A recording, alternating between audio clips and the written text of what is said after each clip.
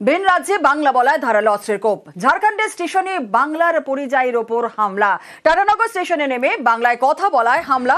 বাংলাদেশি তকমা দিয়ে সন্দেশখালী শ্রমিকের গলায় কোপ। বাংলা বললে কেটে ফেলার হুমকিরও অভিযোগ। পরিযায়ীকে বাঁচাতে গিয়ে জখম সঙ্গে থাকা শ্রমিকরাও। টাকা মোবাইল লুটপাটেরও অভিযোগ।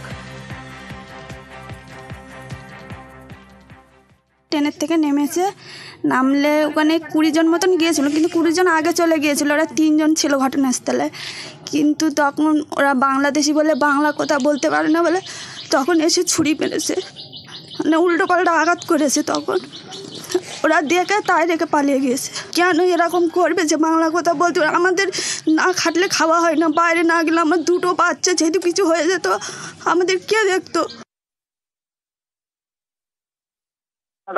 স্টেশনে লাগিয়েছি যখন আমরা টিসি কাউন্টারের কাছে ওখানে বসেছিলাম, ওখান থেকে আমাদের পুলিশ তুলে দিয়েছে।